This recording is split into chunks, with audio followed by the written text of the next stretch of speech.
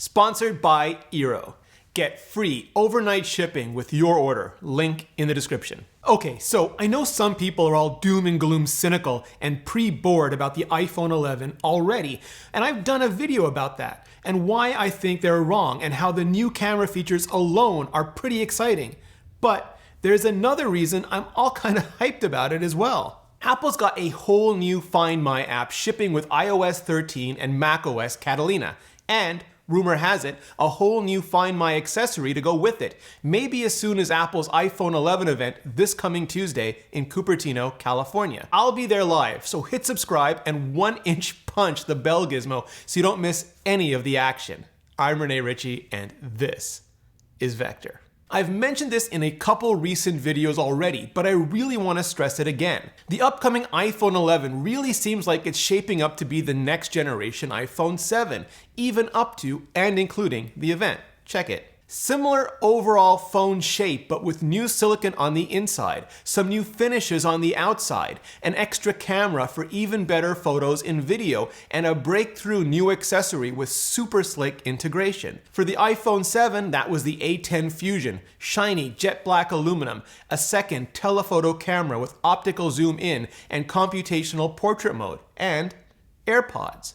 For the iPhone 11, it'll be the A13 Bionic Cur, matte frosted glass, a third ultra-wide angle camera with optical zoom out and computational smart framing, and AirTags.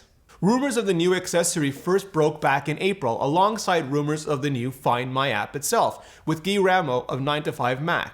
He described it as a tag that could be attached to any item, similar to existing products like Tile.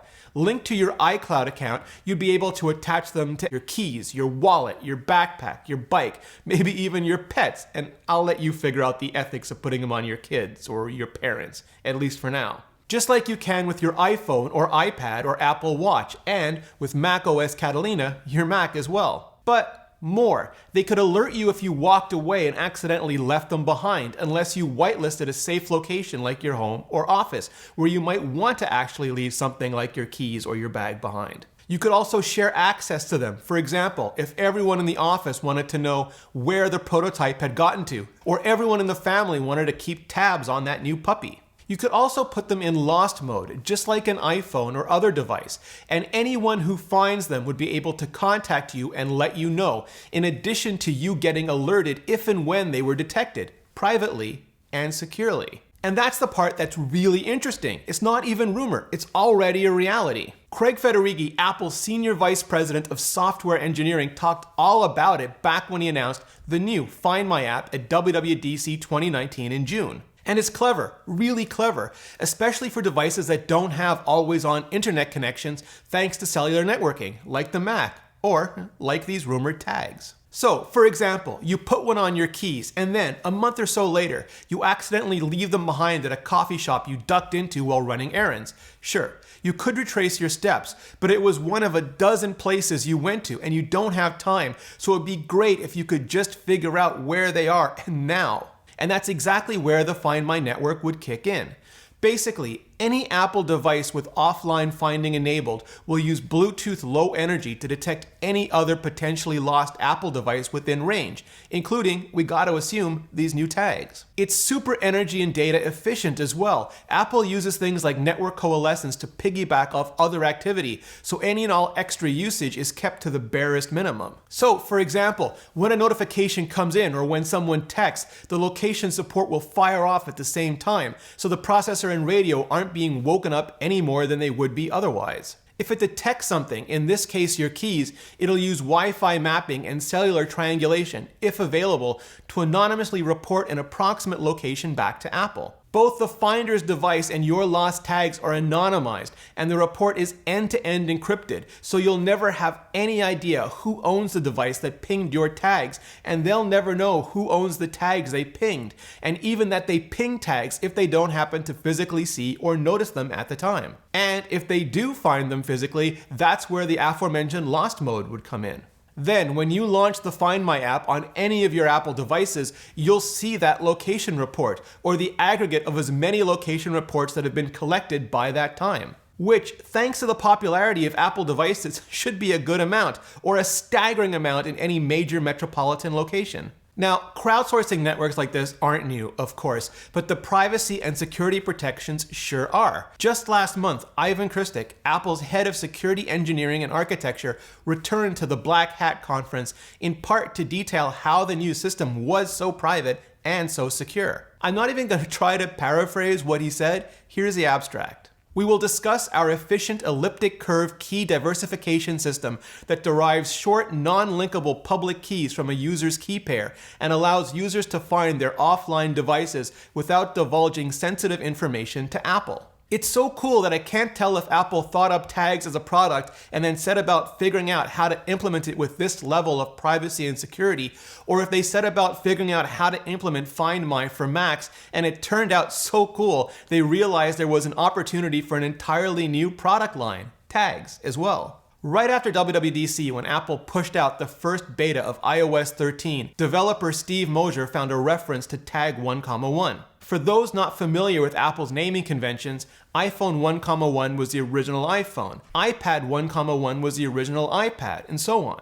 The reference and a glyph depicting what a tag might look like was discovered in an asset package, the kind used for pairing interfaces like AirPods and HomePods, which is how you'd connect the tags to your iCloud account, theoretically. More recently, MacRumors got a hold of an internal build of iOS that showed a more realistic rendering of what the tags might look like, as well as the new Items tab in the Find My app that they'd show up in. Find My was already unifying the previous Find My Friends and Find My iPhone apps, so this just takes that to its logical conclusion. All your stuff, all in one place. MacRumors also found strings suggesting the batteries will be replaceable, and that there could be a really fun/useful augmented reality interface for tracking down your items. Apple is investing huge in ARKit, and it's practical applications like this that make those kinds of investments really pay off, like in the real world. Obviously, the final name is still a question, but AirTags or Apple Tags don't seem too far off. So is the price. How many will we be able to get and at what cost? Existing products like this are expensive, but not too expensive, though a lot will depend on exactly the types of electronics Apple includes in the casing. Like with AirPods, the price was never about the sound quality. It was about those dual W1, now H1 chipsets, the accelerometer, and the rest of the tech inside. Now, some people are already poo-pooing the whole idea of Apple Tags, preemptively, not a nomad laming them, so to speak. But, I mean, they did the same thing with the iPhone, the iPad, the Apple Watch, even AirPods, and now look who's lame. This is exactly the kind of accessory, like AirPods, that when done right, with tight integration and an awesome experience, don't just help make Apple's existing ecosystem more valuable. And sure, they can use all the post-iPhone dollars they can get at this point, but helps push technology forward. AirPods sure weren't the first Bluetooth earbuds, not by a long shot, not by a decade, but look at how many companies are pairing them with their headphone jack-free phones now, and replicating the entire setup and user experience as best as they possibly can. Apple Tags may or may not end up being as memorable or as memeable as AirPods, but I think they have a huge potential. And either way, I think they'll be an important part of the very iPhone 7-like story that we get from Apple about the iPhone 11 next Tuesday. Again, I'll be there live, but you'll be able to watch it all live via apple.com or in the Events app on Apple TV. And you can make that an even better experience with Eero. I remember in my old setup with my old router in my old studio, my Apple TV in the living room, the Wi-Fi would often crap out in the middle of a stream, so I ended up running an Ethernet cable down the hall and into the room, like an animal. Not so with Eero. Thanks to the beacons, it just blankets my whole place in rich, deep, wonderful Wi-Fi, so I can stream, silky smooth, from anywhere. When the weather was nice, I even snuck one out onto the balcony so I could sit beside the river while I worked. It's made me Wi-Fi human again.